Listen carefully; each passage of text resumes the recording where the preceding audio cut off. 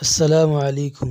روزے کے مسائل معلوم کرنے کے لیے ہمارے چینل پوشیدہ مسائل کو سبسکرائب کریں۔ شکریہ۔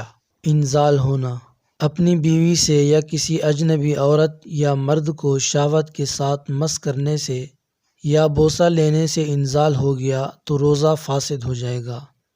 قضا ضروری ہے، کفارہ نہیں۔ انزال نہ ہونے کی صورت میں روزہ فاسد تو نہیں ہوگا، البتہ مکروہ ہوگا، اس لیے روزے کو اس سے پاک رکھنے کی کوشش کرے۔ اپنی بیوی یا اجنبی عورت کو مس کیے بغیر صرف شہوت کے ساتھ دیکھنے سے اگر انزال ہو گیا تو اس سے روزہ فاسد نہیں ہوگا۔ اگر کسی روزہ دار کو محض شہوت انگیز چیز دیکھنے یا سوچنے سے انزال ہو جائے تو اس سے روزہ فاسد نہیں ہوگا۔ اگر کسی کو نظر شہوت کی وجہ سے انزال ہو گیا، اس نے اس گمان سے کہ روزہ فاسد ہو گیا، اس کے بعد قصداً اگر روزہ فاسد کیا تو قضا ضروری ہے، کفارہ نہیں۔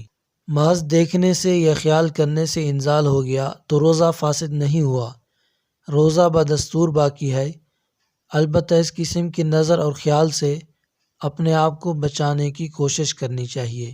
سونے کی حالت میں منی خارج ہونے سے روزہ فاسد نہیں ہوگا۔ کسی عورت کے خاص حصے کو دیکھنے سے یا صرف کسی بات کا دل میں خیال کرنے سے منی خارج ہو جائے تو روزہ فاسد نہیں ہوگا۔ اگر ماہ رمضان میں دن میں اپنی بیوی کو پیار کرنے کی وجہ سے انزال ہو گیا ہے تو روزہ فاسد ہو گیا ہے، قضا واجب ہے، کفارہ واجب نہیں۔